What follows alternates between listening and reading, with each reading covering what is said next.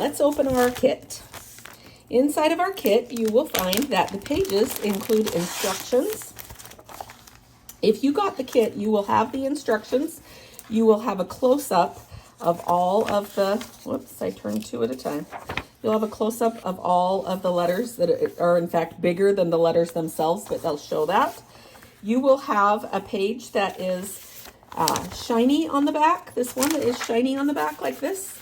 That is your freezer paper. So that is your pattern. And then you'll have this one that is partially see-through. That is your vellum, and that's your placement guide. And I'll talk to you about what that means when we get started. And then this is your materials list. And so if you got this one, you already have all of the day's instructions on it. Okay, so the first instructions say, trim the wool and fabric to 10 inches square. Use the placement guide to align the letters properly. So let's talk about what that means. What we have in our other stack in our kit is the background fabric, which you won't need until later. So go ahead and set that aside. Well, the backing of the pillow. And then you have your background fabric.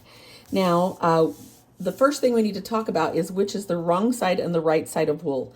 If you look closely at wool, one of the sides will have lines that you can see, and the other side either won't have the lines, they'll be really faint. Which side of the wool is the right side? It's whatever side you want to use. I like using the side where there are no lines, and the reason for that is because I figured that by the time I cut all my little pieces and line them up, that it's going to drive me crazy if I have lines going every which way. And that's why I have the non-lined side, the side that doesn't look like corduroy, be the front of my pillow. So if I had my cutting board here and my roller cutter, again, I think of that, ruler, cut it to 10 inches. I don't have that here in my hotel room, so I'm going to just pretend that mine is already cut to 10 inches, okay? All right, the next thing that our instructions say is that we need to use it says to use the placement guide to align all of the letters. And that's what we will use the placement guide to do that. Day one says cut the L out of the aqua wool. Okay, here we go. If you have the pattern, if you ordered the kit, yours comes on freezer paper already done. If you don't have it, you'll be able to print out that L today, and then you just need to trace it on freezer paper. And so that's what I did here because, believe it or not, the video stopped recording in the middle of me talking, and I didn't realize it. So I'm going to redo this. So I have laid this down. I put some freezer paper on top of it. It's just the kind you get in the grocery store, and they like by the aluminum foil. And I have traced around that letter. If you do this on a light box, it's a lot easier, but I was hoping the black contrast here would show up. So we've got that traced, and then you cut it out, not perfectly, just close, like this. And now, obviously, because I've already done this once, my L is already cut out, but I want to show you how to do it, so we're going to do it again. Okay, so it's important. It's not important where you put it. You've got a big enough space to put it on there, but if it were me, I would put it where I can save as much extra scrap wool as I can. I'm going to trim this a little bit closer just so I can see where it's going to end up on my little piece here. So it looks like if I put it right here, it will fit just fine. Okay, we're going to see if we can burn this desktop with my iron. Okay, just iron it down. Remember, it's freezer paper, so it's got like a layer of wax on there. And if you pick it up and start moving it when it's still warm, it will come unstuck. So just let it sit until it cools. And when you cut it out on the lines that you've drawn, or same thing with, if you're just using the printed freezer paper that I have, you're just cutting it out along the lines. You can decide you're going to cut inside the lines or outside the lines, but I find that it works best if I just cut right down the line. Try to kind of cut the line in half. Okay. Have I caught my, yep, you can see me cut. Okay.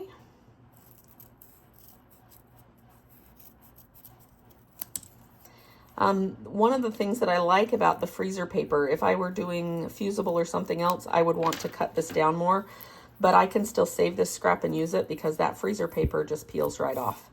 So these ones I wouldn't keep. It's up to you whether you keep one that small or not. But I'd throw this in my scrap bin so that I can come back and do smaller pieces out of it later. Okay, next step, we got that L done. We're gonna put it in the right spot. But first, let's peel off the freezer paper. Freezer paper, the wool bends more than the freezer paper does, and so as you peel it, it'll just come right off. And there's our L. Okay, if you have the kit, you will have a placement guide, the vellum placement guide. Center it left to right, center it the lines up and down. And if you're going, wow, hers is bigger than mine, remember, I haven't trimmed the back of my my background yet because I don't have a rotary cutter with me. Okay, if I were doing this for all of this at once, not a daily, I would pin down my placement guide on my page, because that'll help me get everything centered all the time. And I'm going to want to lift it up and lay it back down, and I want it to always land in the same place. We're only doing one this time, but I still might do that. Okay, if you don't have if you didn't order a kit and you're just using your own things, you can either print this page that you've downloaded onto vellum, or you can trace it. I've seen some people put it inside of a pocket protector, a page protector type plastic pocket, and trace onto the front of the plastic pocket, and then they just use that plastic to line it up. Or you can take it to a copy place and have them put it on vellum for you. Can you see how I was able to move that around until I had it where I wanted it? That will help me keep everything aligned. So because we're only doing, it looks like I've got a little bit right there that I could go a little bit farther on the bottom. Fortunately, these are wonky letters and they're arranged wonkily, so we're good. Okay, then because this is the only letter we're doing today, I'm gonna go ahead and pull these pins out. And I'm gonna pin my letter in place. I am using applique pins. Applique pins are short. They're only 3/4 of an inch long, which is the advantage that they have because they catch on your threads less as you are appliquing. They come in a couple of different varieties. These are just the standard clover ones. But there are, Magic Pins makes some. The ones that Magic Pins makes has little plastic heads on them that can be ironed, and they're a little bit bigger heads, a little bit easier to grab a hold of. The other options are Little House has glass head ones that are much thinner than these. When I am doing wool, I like the clover ones. When I am doing cottons, I like the Little House ones because they're thinner. Okay, this guy is ready to be appliqued in place.